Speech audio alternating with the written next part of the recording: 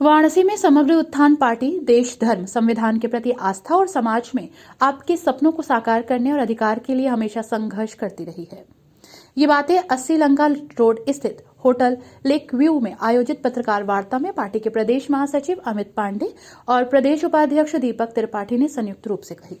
उन्होंने बताया कि पार्टी का मुख्य उद्देश्य देश में सैन्य आधारित शिक्षा के साथ प्रत्येक विधानसभा क्षेत्र में बच्चों के लिए निःशुल्क पुस्तकालय, प्रत्येक घर से एक रोजगार या व्यवसाय, स्मार्ट गांव बनाना तथा 10 गांव के बीच एक फैक्ट्री की स्थापना, जैविक खेती को बढ़ावा देना और सबसे प्रमुख कार्य पड़ोसी देशों के द्वारा हमारे देश की अवैध कब्जे की गई भूमि को पुनः अपने देश में मिलाना और अतीत में गौरवशाली इतिहास की पुनर्स्थापना करना है। इस अवसर पर प्रदेश महासचिव अमित पांडे ने इन सभी बिंदुओं को लेकर समग्र उत्थान पार्टी उत्तर प्रदेश के पूर्वांचल की लगभग 20 विधानसभा सीटों पर चुनाव लड़ रही है। विधानसभा प्रत्याशियों की घोषणा करते हुए बताया गया कि वाराणसी कैंट से महेश भारती, रोहनिया से डॉक्टर राजेश राय, शिवपुर से डॉक्टर संप्रदा गंगवार, सेवापुरी से राकेश सिंह, दीनदयाल उपाध्याय नगर से अजीत सिंह, सैयद राजा से सुरेश सिंह, चकिया से दीपक त्रिपाठी और चित्रकूट से राज प्रताप को विधानसभा क्षेत्र से पार्टी ने चुनाव मैदान में उतारा है। उन्होंने सभी मतदाताओं से अपील करते हुए कहा कि प्रदेश के समग्र विकास हेतु पार्टी के सभी प्रत्याशियों को अपना समर्थन दें। इस अवसर पर अतुल शर्मा, राजू, राजेश मिश्रा, कृष्ण प्रताप सिंह, विकास त्रिपाठी, अभय उपाध्याय मुख्य रूप से मौजूद रहे। वाराणसी से अमित गुप्ता की रिपोर्ट। जी, मैं अमित पांडे, प्रदेश महासचिव समग्र उत्थान पार्टी।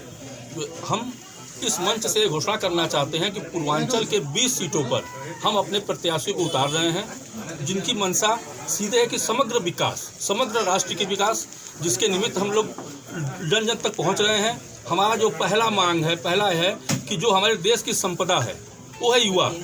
इन युवाओं को रोजगार देना प्रथम कर्तव्य होता है किसी भी सरकार का, क्योंकि सरकार जिन पैसों से चलती है वो हम देते हैं और सरकार उस पर चलती है, लेकिन रोजगार के रूप में कुछ नहीं देती है युवाओं को। तो युवाओं को रोजगार कैसे दिया जाएगा? 18 साल के बाद हर एक युवा को, चाहे वो लड़का हो चाहे लड़की, उसको सैन्य में 5 साल की सेवा देने का मौका मिलेगा, ताकि हमारा राष्ट्र सशक्त बने, हमारा सैन्य सशक्त बने। और 5 साल बाद अगर वो चाहे स्वैच्छिक रूप से सेवानिवृत्ति लेकर कि मैं कुछ और करना चाहता हूं, तो वो कर सकता है। तो कम से कम हर घर से एक रोजगार अवश्य प्राप्त होगा। दूसरा हमारा मुद्दा है कि हमको स्मार्ट सिटी नहीं चाहिए, हमको स्मार्ट गांव चाहिए। हर 20 गांव के बीच में एक फैक्ट्री की स्थापना हो, ताकि उस गांव का उपज उस फैक्ट्री के द्वारा निर्मित चीज़ों पर लगे और हमारे लोगों को वहां का रोजगार मिले, ताकि उनका शहर की तरफ पलायन। मैं राजेश राय, समग्र उत्थान पार्टी से महानगर वाराणसी का अध्यक्ष हूँ और रोहनिया विधानसभा से इस बार चुनाव लड़ते हैं। राजेश जी, किन किन मुद्दों को लेकर आप चुनाव मैदान में उतरे हैं? अभी जैसा कि हमारे महासचिव जी ने बताया, वही सारे मुद्दे हैं। मुख्य रूप से युवाओं को रोजगार, जैविक खेती को बढ़ावा, क्योंकि हमारा देश किसानों का और युवाओं का है। तो मुख्य रूप से हमारा जो फोकस है वो किसान और युवा को